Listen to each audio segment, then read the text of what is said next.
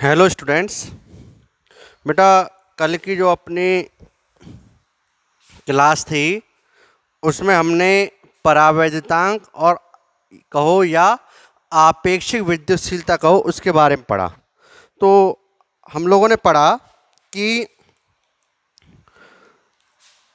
वायु में अगर दो बिंदु आवेशों के मध्य बल F0 हैं और उन्हीं दो स्थिर बिंदु आवेशों के मध्य माध्यम में बल Fm है, तो इन दोनों का जो अनुपात है वो आपका परावैद्युतांक कहलाता है, जिसे हम एप्सिलॉन r से दर्शाते हैं। एक पद तो हमने ये पढ़ा परावैद्युतांक की परिभाषा का। दूसरा जो हमने पद पढ़ा बेटा, हमने पढ़ा कि माध्यम की जो निरपेक्ष विद्युतशीलता है और निर्वात या वायु की जो निरपेक्ष विद्युतशीलता, ठीक है। एप्सिलॉन का मतलब क्या? माध्यम की निरपेक्ष विद्युतशीलता, और एप्सिलॉन का मतलब क्या? निर्वात या वायु की निरपेक्ष विद्युतशीलता। इन दोनों का जो ये अनुपात है, इस अनुपात को बेटा हम क्या बोलते हैं? माध्यम का परावैद्युतांक कहते हैं, जिसे हम किस दर्शाते हैं?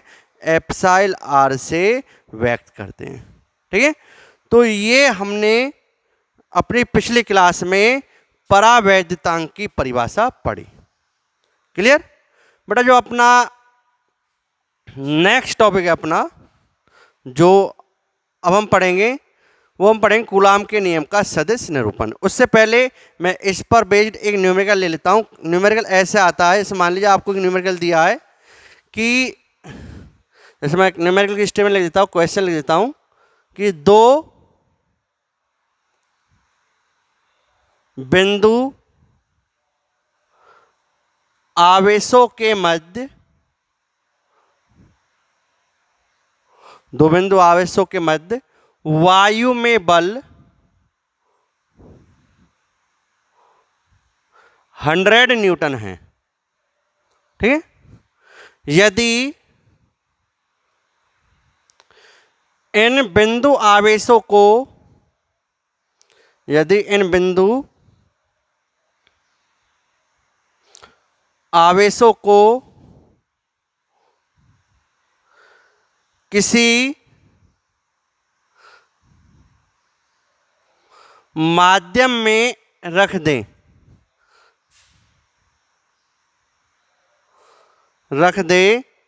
जिसका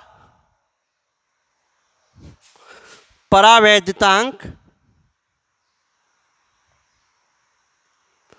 5 है, तो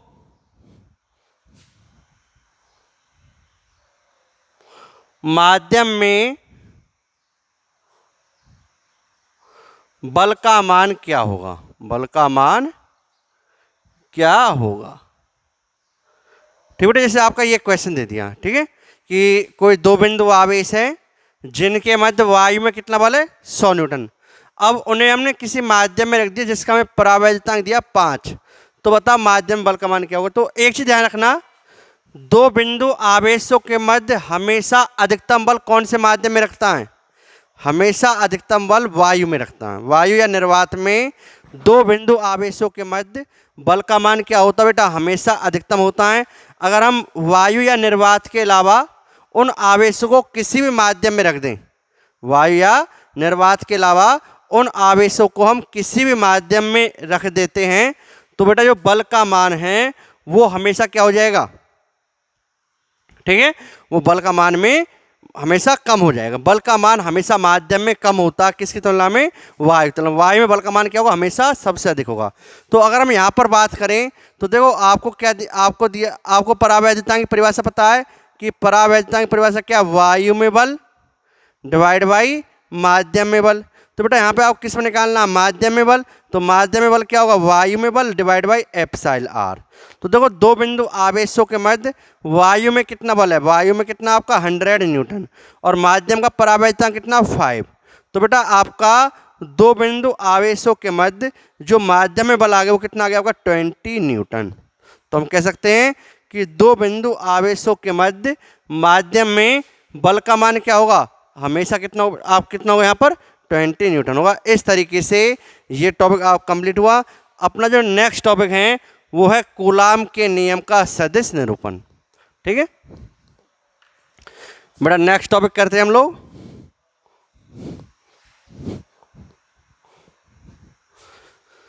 तो आपका जो अगला टॉपिक है वो कौन सा आपका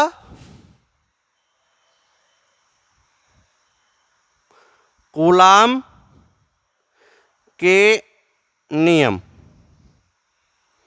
का, कूलाम के नियम का कौन सा निरूपण बेटा? सदिश निरूपण। ठीक है, और सही तरीके से तो स्थिति सदिश निरूपण बोल सकते, क्या बोल सकते हो? स्थिति सदिश निरूपण। ठीक है, तो नेक्स्ट टॉपिक आएगा कूलाम के नियम का स्थिति सदिश निरूपण। देखो बेटा ध्यान से, मैं कह रहा हूं कि ये अपना कोऑर्डिनेट सिस्टम है जिसे कार्तीय निर्देश तंत्र बोलते हैं। ठीक है, कार्तीय निर्देश तंत्र में ये आपका वाई अक्ष है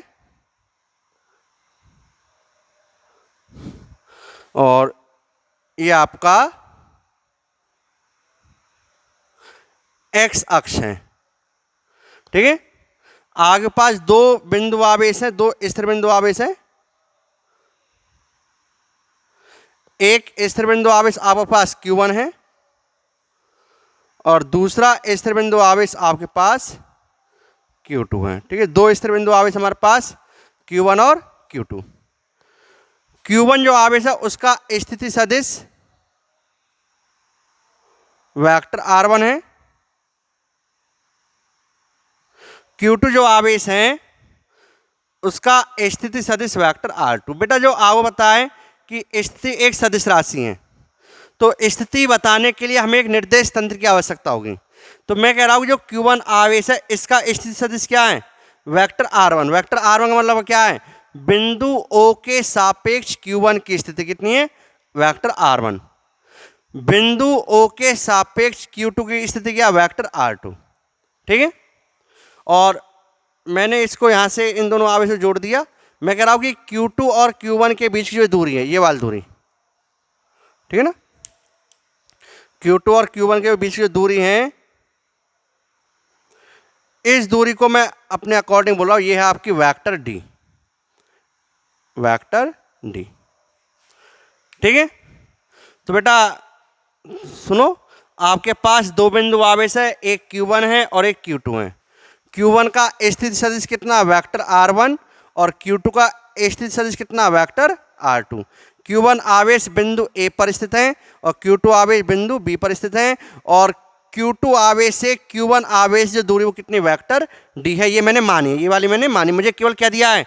मुझे R1 दिया और R2 दिया है। अब मुझे बता कि जब भी कोई दो बिंदु आवेश एक दूसरे से कुछ दूरी पर रखे तो उनके मध्य क्या होगा? बल लगेगा। अगर मैं इस आवेश को पकड़ लूं और इसे छोड़ दूं, मतलब इसे फ्री रखूं, तो क्या हुआ? इस आवेश को मैंने पकड़े रखा, इसको मैंने छोड़ दिया, तो ये आवेश इस आवेश से क्या होगा? प्रतिकर्षित होगा। अगर दोनों आवेश क्या सजातीय हैं तो प्रतिकर्षित होकर ये आवेश इधर मूव करने लगेगा। ठीक है, तो मैं क्या कहूंगा कि इस आवेश Q2 पर क्या लग रहा है बेटा? बल लग रहा है। इस आवेश Q2 पे क्या लग रहा है? बल लग रहा है। किसके कारण? Q1 के कारण। तो यहां पर मैं इसे कैसे नाम दूंगा बेटा? इसको मैं लिखूंगा क्या? Vector F21। क्या लिखूंगा इसको? Vector F21। तो वेक्टर F21 का मतलब क्या है? Q2 आवेश पर वेक्टर F2 का मतलब क्या है? अब वेक्टर F21 का यहां पे क्या मतलब बेटा? वेक्टर F21 का मतलब है Q2, ठीक है, Q2 आवेश पर Q1 आवेश, Q2 आवेश पर Q1 आवेश के कारण, Q2 आवेश पर Q1 आवेश के कारण बल। ठीक है, वेक्टर F21 का मतलब क्या? Q2 आवेश पर Q1 आवेश के कारण बल। अगर मैं इसी तरीके से वेक्टर F12 की बात करूं तो वेक्टर F12 का मतलब क्या है? अब देखो इधर देखो बेटा, अगर मैं अब इसके विपरीत अगर मैं Q2 को पकड़ लूं, ठीक है, और Q1 को फ्री रखूं तो क्या होगा, ये Q1 आवेश इस Q2 आवेश के कारण क्या होगा, इधर की ओर प्रतिकर्ष होगा। तो मैं क्या बोलूंगा कि इस Q1 आवेश पर इधर बल लगेगा, किसके कारण, Q2 कारण। तो यहां पर इस बल को क्या मैं नाम दूंगा, इसको नाम दूंगा वेक्टर F12। तो वेक्टर F12 का मतलब क्या है, Q1 पर बल। वेक्टर F12 का मतलब क्या है, Q1 पर बल, किसके कारण, Q2 के कारण। तो इसे क्या बोलूंगा बेटा मैं, Q1 आवेश पर, Q1 आवेश पर Q2 के कारण बल, के कारण बल। अब मुझे क्या करना, मुझे F12 और F21 का मान निकालना। यही इसका किसकी टर्म में, R1 और R2 की टर्म में। यही क्या होगा आपका कूलाम के नियम का स्थिति सदिश निरूपण होगा। ठीक है, आपके पास दो बिंदु आवेश है, एक Q1 है और एक Q2 है। Q1 बिंदु A पर है, Q2 बिंदु B पर है। Q1 का स्थिति सदिश वेक्टर R1 है, Q2 का स्थिति वेक्टर R2 है। मैंने मान लिया दोनों सजातीय आवेश है। सजातीय मतलब अगर दोनों पॉजिटिव है तो Q1 मतलब एक जैसे हैं, दोनों एक ही चिन्ह के हैं, तो Q1 और Q2 का गुणनफल हमेशा क्या होगा, 0 से बड़ा होगा। ये कंडीशन किसके लिए होती है, सजातीय आवेशों के लिए। Q1 Q2 ग्रेटर देन 0, तो मतलब आवेश कैसे सजातीय हैं। तो बेटा अब क्या होगा, अगर मैं इस Q1 आवेश को पकड़ लूँ तो Q2 इधर की ओर मूव करेगा। तो मैं क्या बोलूंगा कि Q2 पर बल लग रहा किसके कारण, Q1 कारण। तो इसे क्या नाम दूंगा मैं, F21। अगर मैं इसको पकड़ लूँ तो ये Q1 आवेश इधर मूव करेगा, तो इसे मैं क्या बोलूंगा, Q1 पर बल लग रहा किस कारण, Q2 के कारण। ठीक है, अब मैंने अपने अकॉर्डिंग इनके बीच दूरी क्या मान ली, वेक्टर डी। वेक्टर डी का मतलब क्या है, Q2 से, मैंने वेक्टर डी कहां से मानी है, Q2 से Q1 की ओर दूरी, Q2 से Q1 की दूरी, Q2 से Q1 की दूरी। अब देखो बेटा, अब मैं अगर यहां पर से आप लोगों ने थोड़ा सा वेक्टर के बारे में पढ़ा होगा 11th क्लास में, तो अगर मैं त्रिभुज OAB में, ठीक है, त्रिभुज OAB में त्रिभुज OAB में त्रिभुज के सदिश योग नियम से, त्रिभुज OAB में त्रिभुज के सदिश योग नियम से, अगर मैं त्रिभुज OAB में त्रिभुज सदिश योग का नियम लिखूं तो बेटा आपने 11th क्लास में पढ़ा है कि त्रिभुज के सदिश योग का नियम कहता है कि यदि किसी त्रिभुज की दो भुजाओं से दो सदिश परिमाण और दिशा में दर्शाए जाते हैं तो उनका परिणामी सदिश त्रिभुज की तीसरी भुजा से विपरीत क्रम में दर्शाया जाता है।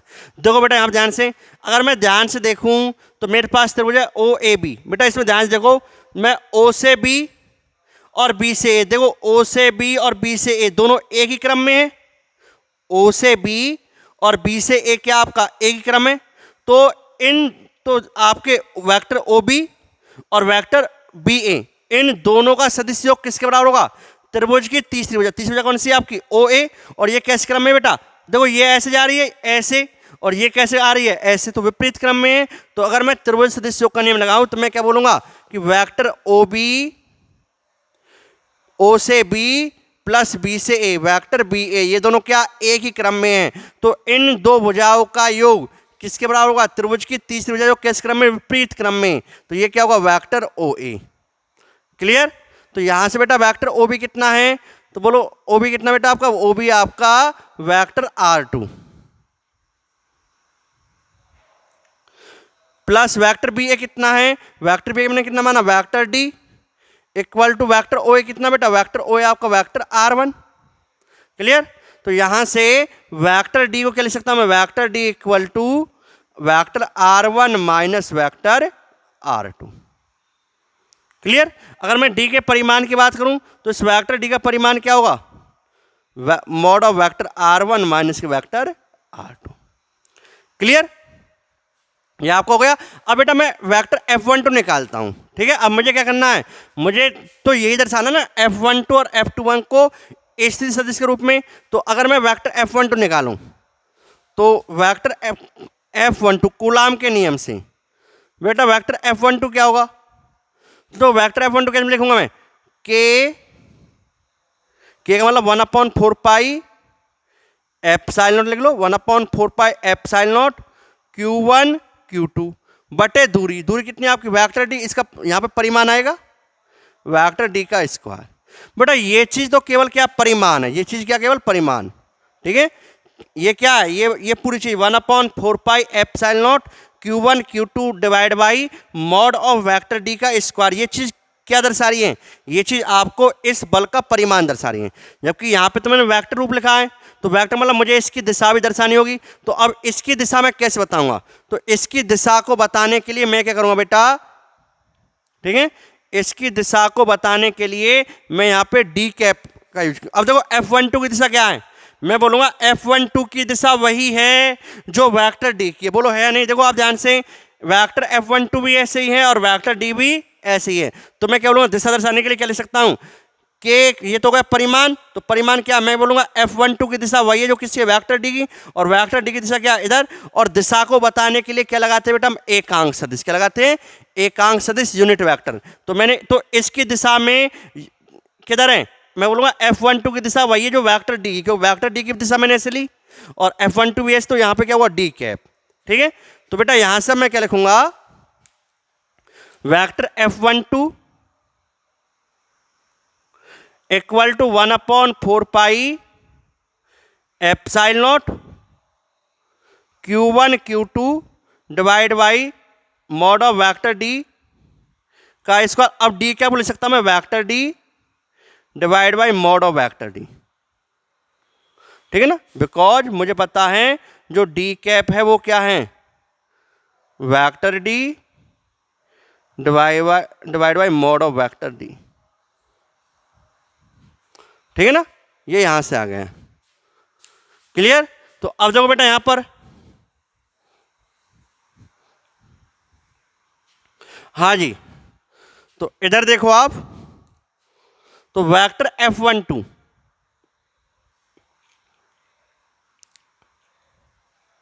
कितना है आपका, 1/4 पाई एप्सिलॉन नॉट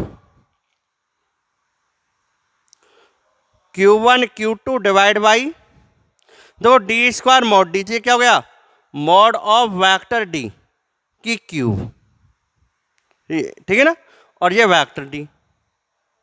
अब देखो बेटा वेक्टर डी कितना आपका, vector F12 1/4 pi epsilon naught Q1 Q2। अब मॉड ऑफ वेक्टर डी क्या लिख सकता हूं मैं, R1 माइनस R2, तो इसे लिख सकता हूं मैं वेक्टर R1 माइनस R2 का मॉड और पूरे की क्यूब। क्लियर। और वेक्टर डी क्या आपका, वेक्टर डी आपका वेक्टर R1 माइनस के वेक्टर R2, ये आपका समीकरण नंबर 1, ठीक है। वेक्टर डी जगह लिख दिया मैंने, डी की जगह लिख दिया, मॉड डी जगह लिख दिया। तो ये आपकी इक्वेशन 1, तो ये इक्वेशन क्या दर्शा रही है, कूलाम के बल को उसकी स्थिति सदिश के रूप में दर्शा रही है। ये जो इक्वेशन है F12, ये क्या, कूलाम के बल का सदिश निरूपण है, और किसके रूप में, R1 और R2, मतलब स्थिति सदिश के रूप में, ठीक है। तो इसे हम बोले कूलाम के नियम का स्थिति सदिश निरूपण। अब देखो इसी प्रकार, ये तो मैंने F12 निकाला, इसी प्रकार अगर मैं वेक्टर F21 निकालूंगा, बोलो बच्चे बेटा क्या आएगा, देखो यहाँ पे क्या चेंज करना है, जैसे यहाँ पे 1 2 है तो 1 -2 1 -2, ऐसे अगर मैं वेक्टर F21 निकालूंगा तो क्या करूंगा, 1/4 pi epsilon naught Q1 Q2 लिख लो या Q2 Q1 लिख लो, एक ही बात है, Q1 Q2 डिवाइड बाई। अब देखो यहाँ पे क्या आएगा, यहाँ पे लिख रहा हूं मैं F12 1 -2, तो यहाँ पे क्या आएगा वेक्टर R2 माइनस के वेक्टर R1 की क्यूब। क्लियर। और दूसरा यहां पे क्या आया, यहां पे 2 1 है, तो 2 1 मतलब क्या आ गया, वेक्टर R2 माइनस वेक्टर के R1, 1 2 2 1 कितना आ गया, वेक्टर R2 माइनस के वेक्टर R1। क्लियर। तो इस तरीके से इसको मैं यहां पर लिख सकता हूं, ये सेम इस तरह गया। तो ये समीकरण नंबर 2, ये भी क्या आपके, तो वेक्टर F12 और वेक्टर F21 क्या, कूलाम के नियम का स्थिति सदिश निरूपण। अगर बेटा मैं समीकरण 1 और 2 से देखूं, अब देखो मैं इसको ऐसे लिख सकता हूं, इस इक्वेशन को मैं थोड़ा सा इस तरह लिख सकता हूं, यहां से मैंने बेटा माइनस कॉमन ले लिया, जब मैं माइनस कॉमन लूंगा तो माइनस इधर आ गया 1/4 pi epsilon naught Q1 Q2। अब देखो 4 में से 3 माइनस करो, या 3 में से 4 माइनस को, परिमाण तो एक ही होगा। तो इस चीज को मैं क्या लिख सकता हूं, mod of vector R1 minus mod of vector R2 add लिख सकता हूं। और यहां से मैंने माइनस कॉमन ले लिया है, तो माइनस कॉमन लेने के बाद यहां पे क्या आ जाएगा, ये माइनस का और ये प्लस का, तो क्या लिख सकते हैं इसको R1 माइनस के R2, यहां पर Q ब्रैकेट में लिख सकते हो, बिकॉज जो mod of R2 minus R1 का हो या mod of R1 minus R2 का हो, ये दोनों चीज क्या होंगी, बराबर होंगी। ठीक है, तो बेटा अगर मैं यहां पर इसे मैं देता हूं समीकरण 3, क्लियर। तो अगर मैं समीकरण 1 और 3 से देखूं, समीकरण 1 व 3 से, तो समीकरण 1 और 3 से हम क्या देख रहे हैं कि वेक्टर F21 बराबर क्या है, ये जो टर्म है, ये वाली टर्म, देखो ध्यान से देखो तो ये वाली जो टर्म है, ये यही तो है, ठीक है ना। यहाँ पे R1 minus R2 R1 minus R2 R1 minus R2 cube R1 minus, same यही तो है। तो क्या लिख सकता हूँ, माइनस वेक्टर F212, ये चीज आ गई। तो वेक्टर F21 इक्वल टू क्या आपका, माइनस वेक्टर F12। बेटा ऐसा कुछ आपने पढ़ा है, ऐसी कुछ इक्वेशन आपने 11th क्लास में न्यूटन के तृतीय नियम में पढ़ी है। तो न्यूटन के तृतीय नियम में आपने क्या पढ़ा कि जो न्यूटन के तृतीय नियम क्या होता है, जिसमें मतलब प्रत्येक क्रिया के विपरीत समान विपरीत प्रतिक्रिया होती है, ऐसा कुछ आपने पढ़ा हुआ है। तो देखो यहां पर आप देख रहे हो कि जितना बल ये इस पर ये लगा रहा है, उतना ही परिमाण का बल ये वाला इस पर लगा रहा है।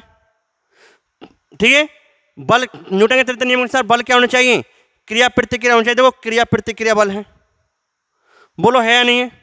ठीक है, परिमाण में समान है और दिशा में क्या है, विपरीत है, बोलो है नहीं। तो इसका मतलब क्या हुआ कि हमें कहते हैं जो कूलाम का तृतीय नियम है, वो कूलाम का जो नियम है, सॉरी कूलाम का जो नियम है वो क्या करता है, न्यूटन के तृतीय नियम का भी पालन करता है। अगर आपसे इस क्वेश्चन में आए कि कूलाम के नियम का स्थिति सदिश निरूपण करो, तो बेटा आपको क्या करना है, आपको केवल F2 स्थिति सदिश निरूपण में तो आपको ये इक्वेशन और ये वाली इक्वेशन आपको लिख देनी है, ये वाली और ये वाली इक्वेशन आपको लिख देनी केवल, बस। अगर आपका ये आए कि सिद्ध कीजिए कि कूलाम का नियम न्यूटन के तृतीय नियम का पालन करता है, तो आपको ये सारा डेरिवेशन यहाँ तक करना है, क्योंकि इससे स्पष्ट हो रहा है कि न्यूटन का जो कूलाम का नियम वो क्या कर रहा है, न्यूटन के तृतीय नियम का पालन कर रहा है। तो बेटा एक बार इसे ध्यान से समझो, अगर एक बार समझ नहीं आए तो दोबारा वीडियो को देखो, आपकी समझ में आ जाएगी। ये सारा कुछ आप अच्छी तरीके से नोट कीजिए। हाँ बेटा अब एक चीज और देखो, दो यहाँ पर मैं मान लीजिए दो वस्तुओं के मध्य कोई ऐसा बल लगा के दिखा रहा हूँ। मान लीजिए एक बल ये है और एक बल ये F है और ये F है। तो अब देखो ये जो बल है, ये दो बल क्रिया प्रतिक्रिया बल है, ये भी क्या आपके क्रिया प्रतिक्रिया बल है, परिमाण में समान है, दिशा में विपरीत है, इन्हें क्रिया प्रतिक्रिया बल बोलेंगे। अब देखो एक कैटेगरी और होती है बेटा बलों की, वो होती है केंद्रीय बल। कौन से फोर्स, केंद्रीय बल, जिन्हें इंग्लिश में हम बोलते हैं सेंट्रल फोर्स, सेंट्रल फोर्स या केंद्रीय बल। तो सेंट्रल फोर्स क्या होते हैं, जो आपकी ये क्रिया प्रतिक्रिया बल होते हैं, ये ही सेंट्रल फोर्स होते हैं। बट उनकी एक कंडीशन होती है कि जो सेंटर ऑफ फोर्स होते हैं उनका लाइन ऑफ एक्शन क्या होता है, सेम होता है। ठीक, क्रिया प्रतिक्रिया बल का दो, इसकी क्रिया रेखा, लाइन ऑफ एक्शन मतलब क्रिया रेखा, इस बल की क्रिया रेखा ये है, इस बल की क्रिया रेखा अलग, ये बल अलग अलग रेखा में लग रहा है। तो ये जो दो बल हैं, ये क्रिया प्रतिक्रिया बल तो हैं, बट ये केंद्रीय बल नहीं है, क्योंकि ये एक ही लाइन के अनुदिश नहीं लग रहे। तो केंद्रीय बल क्या होते हैं बेटा, आपको बता देता हूँ कि ऐसे बल जो क्रिया प्रतिक्रिया में तो होते हैं, बट साथ साथ में जिनकी एक ही लाइन के अलोंग होते हैं, मतलब जो एक ही लाइन पर लाई करते हैं। ठीक है, जैसे अगर हम ध्यान से देखें तो यहाँ पर जो F12 और F21 है, ये परिमाण में समान है, दिशा में विपरीत है, क्रिया प्रतिक्रिया है, और साथ में ये दोनों बल क्या है, एक ही लाइन के अलोंग लग रहे हैं। ठीक है, इन दोनों आवेशों को मिलाने वाली लाइन के अनुदिश भी लग रहे हैं। तो इस लाइन के अलोंग होने के कारण इन बलों को हम क्या बोलते हैं, केंद्रीय बल भी कहते। तो ध्यान रखना, जो कूलाम बल होते हैं वो क्या होते हैं बेटा, आपके केंद्रीय बल होते हैं। ठीक है, क्योंकि केंद्रीय बल हमेशा क्या होते हैं, दो एक ही लाइन के अनुदिश लगते हैं और क्रिया प्रतिक्रिया में होते हैं। ठीक है, तो आपके कूलाम जो बल है वो क्रिया प्रतिक्रिया में भी है और एक इन आवेशों को मिलाने वाली लाइन के अनुदिश लग रहे हैं, तो आप कह सकते हो कि कूलाम बल एक केंद्रीय बल भी होता है। आप ये भी यहाँ पर प्रूफ कर सकते हो। अगर आपसे पूछ जाए कि सिद्ध कीजिए कि कूलाम बल एक केंद्रीय बल है, तो वो भी हम लोगों ने क्या कर दिया, प्रूव कर दिया। कूलाम बल के आपके केंद्रीय बल होते हैं। ठीक है, तो ये सब चीज आपको बेटा अच्छी तरीके से पता होनी चाहिए। तो यहां तक ये सभी चीजें नोट करें। नेक्स्ट टॉपिक हम लेते हैं बेटा आवेशों के अध्यारोपण का सिद्धांत।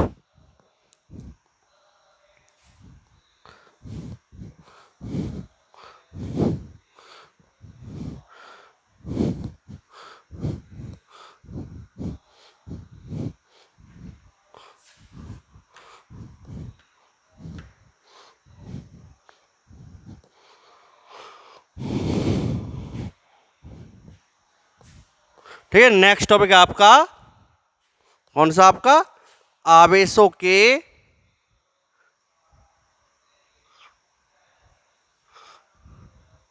अध्यारोपण। अध्यारोपण का सिद्धांत इंग्लिश में बोलते हैं सुपरपोजिशन प्रिंसिपल ऑफ चार्ज। ठीक है, सुपरपोजिशन थ्योरम कह सकते हो, आवेशों के अध्यारोपण का सिद्धांत। अब देखो बेटा आवेशों के अध्यारोपण का सिद्धांत क्या है। जैसे मान लीजिए एक आवेश Q1 ये है और एक आवेश Q2 ये है।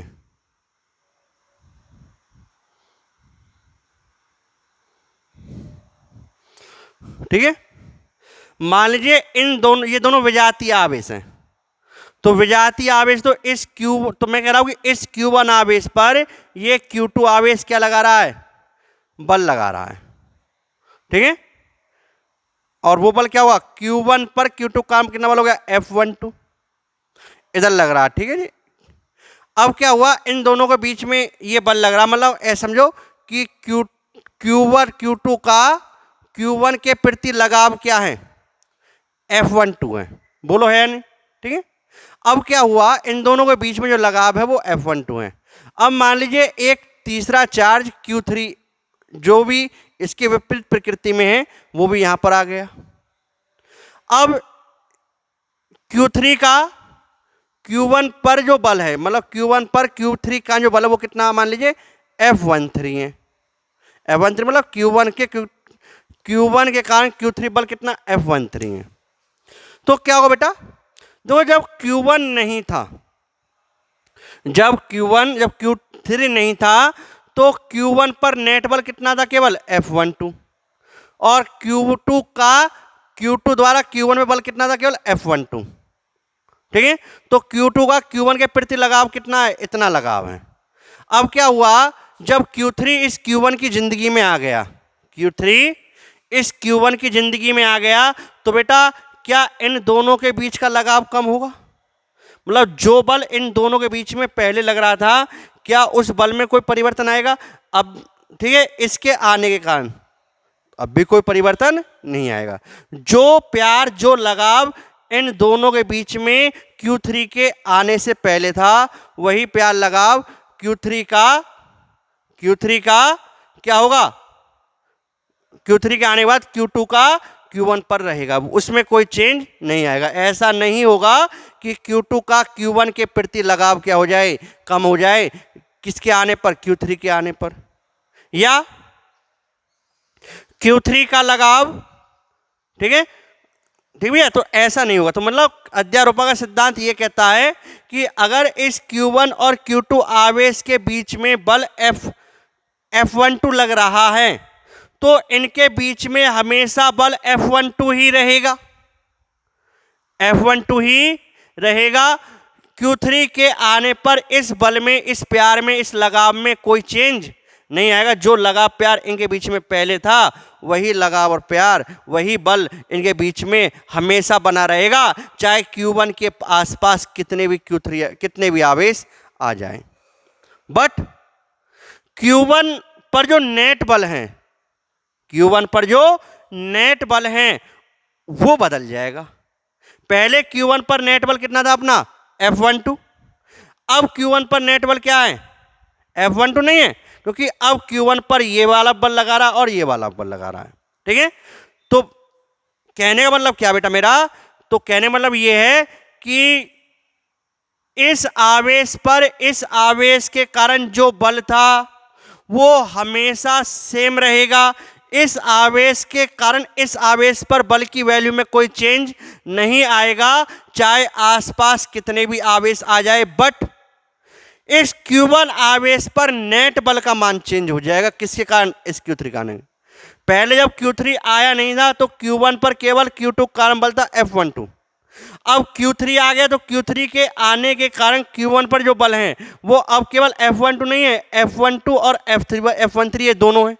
बट अब ये जो बल कैसी राशि, सदिश राशि, अगर मेरे से कोई कहेगी इस पर नेट बल क्या है तो मैं दोनों को सीधा नहीं जोड़ूंगा, मैं क्या करूंगा, इन दोनों बलों को क्या निकालूंगा, सदिश योग निकालूंगा। अगर मान लीजिए इसके पास कोई एक और आ जाए, Q4 और आ जाए, अब Q4 के कारण इस Q1 आवेश पर, इस Q4 के कारण इस Q1 आवेश पर जो बल है वो मान लीजिए, चलो मैं ये आवेश विजातीय प्रकृति के ले रहा हूं, वो कितना हो गया F14 हो गया। तो अब भी जो लगाव, जो फोर्स, जो प्यार Q1 और Q2 के बीच में था, Q1 और Q3 के बीच में था, वो बदलेगा नहीं। किसके आने के कारण? Q4 का। वो तो इन दोनों, इनके बीच में बल की वैल्यू तो वही रहेगी, बट इस पर नेट बल क्या हो जाएगा, चेंज हो जाएगा। अब जब केवल Q2 था तो इस पर नेट बल क्या था, F12। जब Q3 और आ गया तो अब नेट बल क्या हो गया, F12 और F13 का सदिश योग। अब जब Q4 और आ गया तो अब इस पर नेट बल क्या रहा, F12, F13 और F14 का कैसा योग, सदिश योग, क्योंकि बल कैसी राशि है, सदिश राशि है। क्लियर बेटा? तो कहने मतलब क्या, अध्यारोपण का सिद्धांत ये कहता है कि किन्हीं दो आवेशों के मध्य लगने वाले बल का मान अन्य आवेशों की उपस्थिति पर बदलता नहीं है। ठीक है, इन दो आवेशों के मध्य जो बल है F12, इसकी वैल्यू में कभी कोई चेंज नहीं आएगा अन्य आवेशों के आने के कारण, बट उस आवेश पर जो नेट बल का मान होगा वो बदल जाएगा अन्य आवेशों के कारण। इस पर जो नेट बल है वो बदल जाएगा और इस पर जो नेट बल होगा वो क्या होगा, इन सभी आवेशों के सदिश योग का, इन सभी बलों के, इन सभी आवेशों के कारण इस पे लगने वाले बल का क्या होगा, सदिश योग होगा। ठीक है, जितने भी इसके आसपास ये आवेश हैं, इन सभी आवेशों के कारण इस पे लगने वाले नेट बल का क्या होगा, नेट बल का मान क्या होगा, इन सभी बलों का सदिश योग होगा। ठीक है, ऐसे समझो मेरा कोई निकाय मतलब सिस्टम है जिसमें n आवेश हैं। ठीक है, Q1, Q2, Q3, Q4, ऐसे Qn मान लीजिए। ठीक है, ऐसे n आवेश हैं और कोई एक आवेश है Q0। ठीक है, इस Q0 और ये आवेश अब Q1, ये Q2 बिंदु आवेश, सभी स्थिर बिंदु आवेश है। अब इस Q1 आवेश के कारण इस Q2 आवेश पर इधर बल लगेगा। अब कितना बल लगेगा बोलो बेटा, किस पे बल लग रहा है, Q0 पर, किसके कारण, Q1 कारण। तो इसे मैं कैसे लिखूंगा, F01, मतलब इसका मतलब क्या हो गया, Q0 पर Q1 के कारण बल। इसी तरीके से इस Q2 आवेश पर बल है, इसके कारण कितना बल होगा, इसके लिखूंगा F02। F02 मतलब क्या हो गया, Q0 आवेश पर Q2 आवेश के कारण बल। बेटा इस तरीके से ये आवक क्या किया, आवक Qn ने, ठीक है ना, ये आवक क्या है, ये आवक Qn ने। तो Qn आवेश के कारण इस Q0 आवेश पर जो बल होगा वो क्या होगा,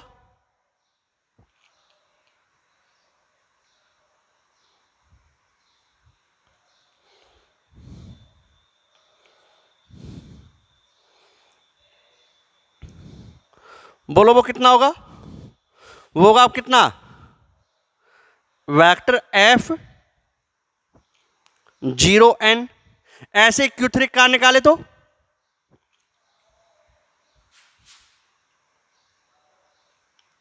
F03, और इस तरीके से हम Q4 का निकाले तो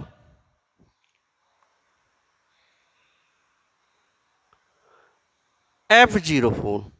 क्लियर? तो बेटा आपका अध्यारोपण का सिद्धांत क्या कहता है कि आपके निकाय में बहुत से आवेश Q0 है, Q1 है, Q2 है, Q3 है, Q4 है और Qn है। ठीक है, बहुत से आवेश हैं। इन बहुत से आवेशों के कारण Q0 आवेश पर मुझे क्या निकालना, मुझे नेट बल निकालना। किस पर? Q0 आवेश पर, F नेट। तो Q0 आवेश पर जो नेट बल होगा वो क्या होगा, जितने भी ये बल है कौन कौन से, F01। ठीक है, अब इस पर मेरे से को कहे कि नेट बल क्या होगा, तो इस पर नेट बल कैसे निकालूंगा, जितने भी बल होंगे इन सभी बलों का कैसा योग करूंगा, सदिश योग, ध्यान रखना। ठीक है, तो इस F01, F02, F03 plus F04 plus F dash dash F0n।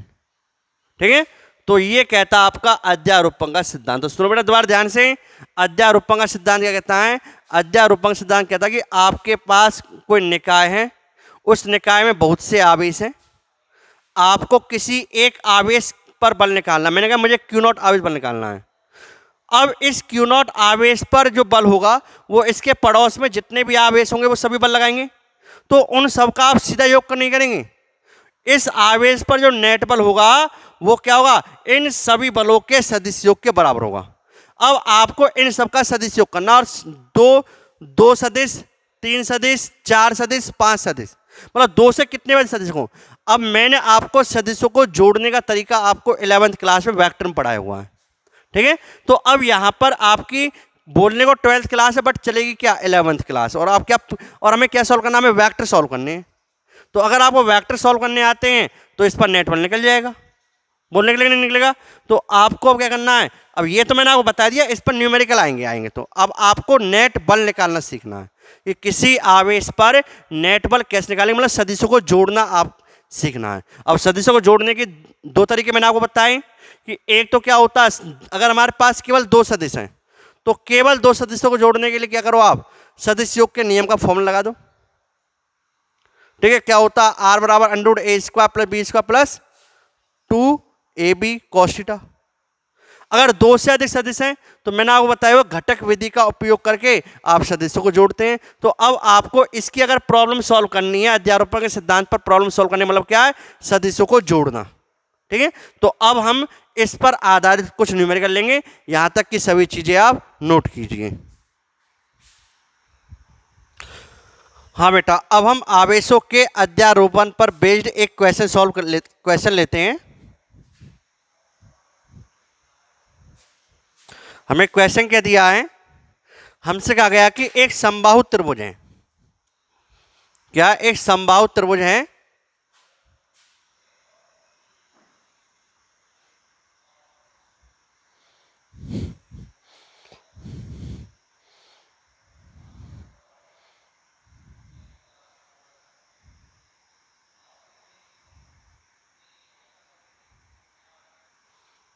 ठीक है, जिसके प्रत्येक कोने पर स्मॉल q आवेश स्थित है। एक समबाहु त्रिभुज है जिसके प्रत्येक कोने पर क्या है, स्मॉल q आवेश स्थित है। इस समबाहु त्रिभुज की भुजा की लंबाई स्मॉल a है। अब आपसे कहा गया है कि इसके किसी एक आवेश पर परिणामी बल का मान ज्ञात कीजिए। किसी एक आवेश पर परिणामी बल का मान ज्ञात। अब जैसे मान लीजिए मैं कोई सा सिलेक्ट कर लूँ, इसमें कोई ऐसे थोड़ी है, तो मैं इस पर भी निकाल लो या इस पर निकालो, इस पर, किसी एक आवेश पर निकालो। मान लीजिए चलो मैं इसको ले लेता हूँ, आप कोई सा ले सकते हो। अगर मैं इसको सिलेक्ट करता हूँ तो मैं कह रहा हूँ मुझे इस आवेश पर, इस Q आवेश पर क्या निकालना, ये वो आवेश है जिस पर मुझे क्या निकालना, परिणामी बल। अब अध्यारोपण का सिद्धांत क्या कहता है कि इस आवेश पर जो नेट बल होगा इसके पड़ोस में जितने आवेश होंगे उन आवेशों द्वारा लगाए गए बलों के सदिश योग के बराबर होगा, ये तो कहता है। तो बेटा अब मैं अगर इस आवेश पर बल निकालूं तो इस आवेश पर कौन बल लगाएगा, इसके पड़ोस वाले आवेश। अब इस आवेश के पड़ोस में कौन कौन है, एक तो ये है और एक ये है, तो ये वाला आवेश बल लगाएगा। अब जो कूलाम बल है वो कैसा, केंद्रीय बल, जो इनको मिलाने वाली रेखा के अनुदिश लगेगा। अगर ये सजा, अब ये मैंने कैसे माने, सजाती है, तो इस आवेश पर इसके कारण जो बल होगा वो किधर होगा, इन आवेशों को मिलाने वाली लाइन के अनुदिश इधर होगा। और बेटा इस बल को मैं नाम दे रहा हूं F1।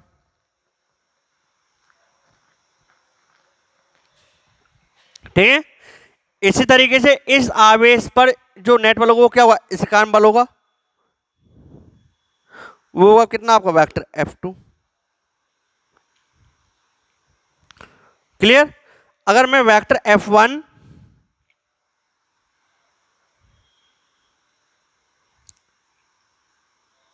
और वेक्टर F2 इन दोनों का सदिश योग निकालूं, अगर मैं सदिश योग करता हूं इसका वेक्टर F1 का, तो बेटा वेक्टर F1 की वैल्यू कितनी है, वेक्टर F1 आप कितना 1/4 पाई एप्सिलॉन नॉट Q1 कितना आपका Q इंटू Q2 कितना आपका Q डिवाइड बाई दूरी, दूरी कितनी है बीच में a स्क्वायर, परिमाण में 1/4 पाई Q1 कितना Q, Q2 कितना Q, दूरी कितनी a स्क्वायर। तो कितना, अगर मैं F2 का मान निकालूं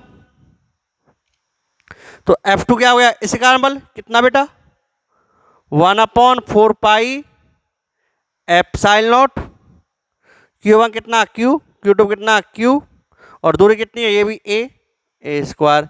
तो F1 की वैल्यू कितनी आ गई, F1 आ गया कितना 1/4 पाई एप्सिलॉन नॉट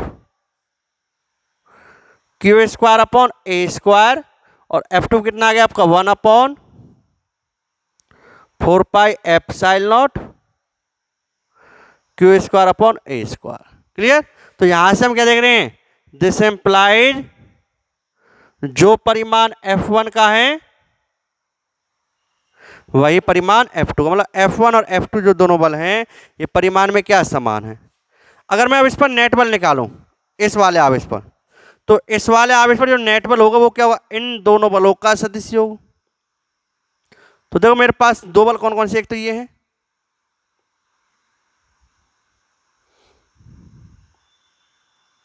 और देखिए, अब इन दोनों बलों का सदिश योग निकालना, तो इन दोनों का सदिश योग क्या होगा, ये बल लाइन,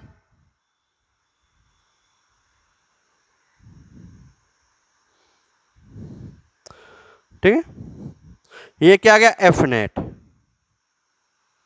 तो अब नेट बल कितना आएगा, अब आपको पता है कि देखो समबाहु त्रिभुज है तो ये वाला एंगल क्या होता है 60 डिग्री, तो आपको जिन दो बलों के बीच में, ठीक है, तो आपके F1 और F2 के में जो छोटा एंगल है यही सदिश योग मतलब कौन होता है, ये भी कितना होगा 60 डिग्री। तो अब आपका F नेट क्या होगा, परिमाण में F नेट क्या होगा √a square plus b square plus 2ab cos theta, ये फॉर्मूला होता है। a क्या मान ली मेरा F1 है, F1 का स्क्वायर प्लस F2 का square plus 2F1 F2 cos theta कितना आपका 60 डिग्री। तो यहां से जो F नेट आपका आया वो F नेट कितना आया √F1 स्क्वायर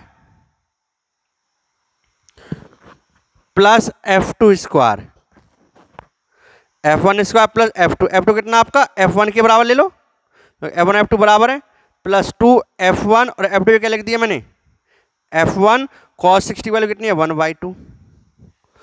तो F नेट कितना आ गया मेरा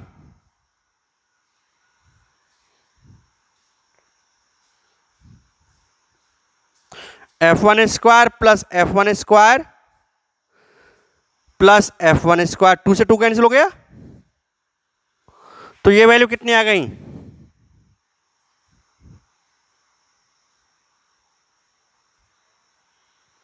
3F1 स्क्वायर। तो यहां से बेटा जो आपका F नेट आया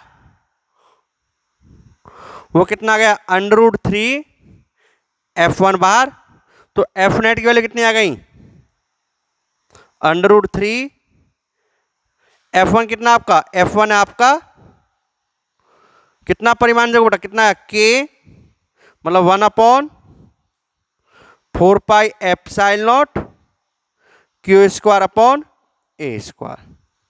तो ये आपको फाइनली आंसर परिमाण में दिशा, ये मैंने दिशा ही दी। अब देखो बेटा, दो सदिशों को जोड़ने के दो तरीके, एक तो आप फॉर्मूला लगा के इस तरह जोड़ सकते हो। अब दूसरा तरीका, आप अगर फॉर्मूला नहीं लगाओ ना तो इन्हें आप घटक विधि का उपयोग करके जोड़ सकते हो। अब जैसे, अब इसी क्वेश्चन को मैं सॉल्व कर रहा हूं घटक विधि का के द्वारा। दो सदिशों को जोड़ना कैसे? घटक विधि के द्वारा। ठीक है, जिस पर सदिशों को जोड़ना नहीं आता है वो थोड़ा सा ध्यान से देखना घटक विधि से कैसे हम सदिशों को जोड़ते हैं। अब मान लीजिए मैंने ये तो क्वेश्चन में कहा था किसी एक आवेश पर, अभी तो मैंने इस पर बल निकाला।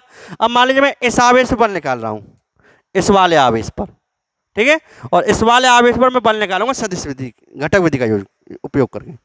तो मैंने क्या किया, अब मुझे बताइए जो आपका एक क्यू आवेश है, इस आवेश पर एक तो ये वाला आवेश बल लगाएगा, किधर लगाएगा? इन दोनों आवेशों को मिलाने वाली लाइन के अनुदिश। तो ये बल कितना होगा? इस आवेश का इस आवेश पर कितना बल होगा? तो वो मैंने कहा F1, ये आ गया।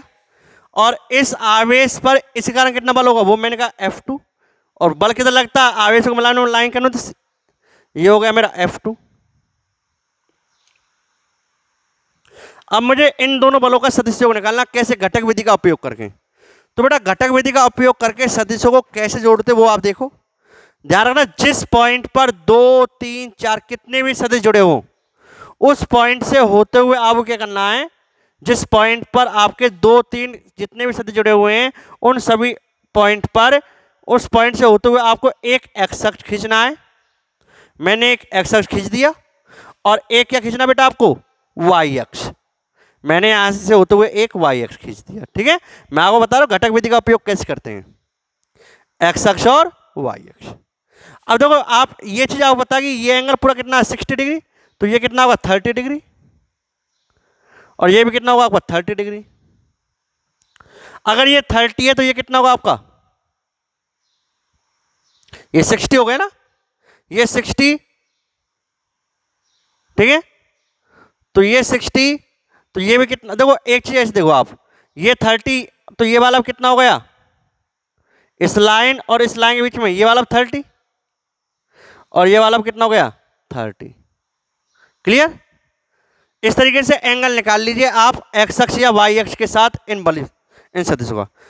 अब देखो, जो सदिश एक्स अक्ष और वाई अक्ष पर होते हैं उन्हें घटकों में नहीं तोड़ते। जो सदिश न तो एक्स अक्ष पर और न ही वाई अक्ष पर, उन्हें घटकों में तोड़ते हैं। अब मैं क्या करूंगा, इस F1 को मैं घटकों में तोड़ूंगा। घटकों मतलब इस बल का इस लाइन के अनुदिश घटक कितना होगा? बेटा जिधर एंगल बनता है, जिधर क्या बनता है? एंगल, उधर कौन सा घटक होता है? कॉस घटक। तो इस F1 का इधर कौन सा घटक हो गया? कॉस घटक। कितना हो गया? F1 कॉस कितना बना? 30 डिग्री। ठीक है, इस तरीके से इस F1 का इधर घटक कितना हो गया? इसके अनुदिश ये वाला, जिधर एंगल नहीं बनता उधर कौन सा होता है? साइन घटक, F1 साइन 30 डिग्री। तो इसको आपने घटकों में तोड़ दिया, इसका तो हो गया घटकों में तोड़ना।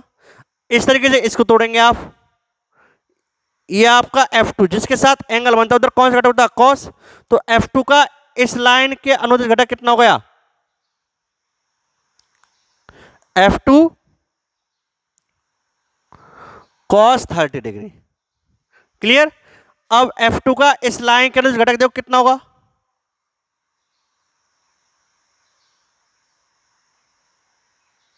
F2 sine 30 degree. और ये वाला क्या हो गया आपका? कैंसिल। क्लियर? तो अब देखो, अब आपके पास अगर हम ध्यान से देखें तो अब देखो बेटा, आपके पास क्या है?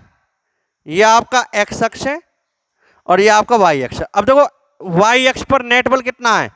अगर मैं वाई अक्ष के अनुदिश निकालूं, ठीक है ना, तो वाई अक्ष के ये वाला भी ऊपर और ये वाला दोनों ऊपर है, तो वाई अक्ष के अनुदिश क्या हो गया? F1 cos 30 degree plus F2 cos 30 degree. ये किसके अनुदिश हो गया? वाई अक्ष के अनुदिश। और एक्स अक्ष के अनुदिश निकालो नेट घटक। तो बेटा ये वाला मैं क्या मानूंगा? पॉजिटिव। ये वाला क्या मानूंगा? नेगेटिव। तो कितना हो गए? F1 sine 30 degree minus F2 sine 30 degree. अब आपका F1 और F2 क्या है? ध्यान से बेटा, F1 और F2 क्या आपके परिमाण में समान है। तो यहां पे मैं क्या बोलूंगा कि जो F1 बराबर किसके हैं? F2 के। तो दिस इंप्लाइज, तो यहां से क्या आ गया बेटा? अगर हमने यहाँ से ध्यान से देखूँ तो देखो यहाँ पर क्या हो गया, यहाँ पर ये वाली वैल्यू तो आपकी ये कितनी हो गई, F1 cos 30 प्लस F2 ये क्या रख दो F1, तो ये कितना आ गया आपका, ये तो आ गया 2F1 cos 30 डिग्री। और ये वैल्यू कितनी हो गई आपकी, ये 0, ये वैल्यू तो 0 हो गई ना, तो इधर कुछ वैल्यू है ही नहीं इसकी, इस लाइन के अनुदिश ये वैल्यू कितनी हो गई, 0 हो गई। अगर मैं इसकी वैल्यू बताऊँ तो ये तो F1 F2 बराबर है, तो ये 0 हो गई। तो आपका नेट बल क्या हुआ, इधर वैल्यू 0, इधर वैल्यू, तो आपका F नेट कितना आ गया, तो F नेट आ गया हमारा 2F1 cos 30 डिग्री। ठीक है, तो 2F1 कितना आपका, F1 है कितना वक्त, F1 तो भी F1 cos 30 क्या होता है, छोटा का बड़ा मान √3/2, 2 से 2 कैंसिल, तो कितना गया √3F1। F1 कितना हुआ के मतलब 1/4 पाई एप्सिलॉन नॉट Q² तो देखो इस तरीके से आपने F नेट निकाल लिया। मुझे इस तरह देखो, या जब आपको दो सदिश दिए और एंगल पता हो और उस एंगल का आप कौन से मान जानते हो, तो मैं आपसे कहूंगा कि आप सदिश योग के नियम पर जाए। जैसे इस क्वेश्चन को सॉल्व करना आसान किससे होगा, दो सदिशों को जोड़ना किससे, सदिश योग के नियम से, तो आपने जोड़ दिया। अगर आपको cos थीटा की वैल्यू नहीं पता, या आपको लग रहा कि ये मेरे से सदिश योग के नियम से नहीं होगा, या दो से अधिक सदिश हो, ठीक है, तो मैं आपको राय दूंगा कि आप घटक विधि का उपयोग करें। तो इस तरीके से इसको केवल मुझे आपको ये समझाना था कि भाई घटक विधि से कोई भी क्वेश्चन हम कैसे सॉल्व करेंगे। तो घटक विधि इस तरीके से लगाई जाती है बेटा, ठीक है, जिस पॉइंट पे सदिश जुड़े हो उस पॉइंट से होते हुए एक्स अक्ष और वाई अक्ष खींचो, एक्स अक्ष के अनुदिश नेट बल निकालो, वाई अक्ष के अनुदिश नेट बल निकालो, और उन दोनों का सदिश योग फिर हम कर देते हैं। यहाँ पे तो एक्स अक्ष के अनुदिश नेट बल क्या आ गया 0, क्योंकि यहाँ पर ये दोनों वैल्यू हो गई, तो ये चीज 0, तो ये चीज 0, तो यहाँ पर केवल वाई अक्ष के अनुदिश है। तो अब आपका अगर दो सदिश लंबवत होते हैं तो आपको पता कि नेट बल क्या होगा, जैसे मान लीजिए आपका एफ एक्स, अब आपके पास नेट दो ही दिशाओं बल है एफ एक्स और एफ वाई में, तो इन दोनों का सदिश योग क्या होगा √fx²। जब दो सदिश लंबवत होते हैं FY², बस ये होगा। अब एफ एक्स की वैल्यू कितनी है आपकी 0, और एफ वाई की वैल्यू कितनी है आपकी ये एफ नेट, तो आपकी स्क्वायर होने का नेट वैल्यू क्या आ जाएगी एफ नेट, ये तो आएगा आपका, नहीं है इसमें। तो आप ऐसे करेंगे। तो अभी हम और क्वेश्चन प्रैक्टिस में करेंगे, आपको अच्छी तरह समझ में आ जाएगा। यहां तक कि ये सभी चीजें क्या करो आप नोट करो, ठीक है बेटा। तो यहां तक ये सभी चीजें नोट करो, और आज की वीडियो हम यहीं पे समाप्त करते हैं, ठीक है। ये सारा कुछ जितना मैंने आपको पढ़ाया है ध्यान सुनो।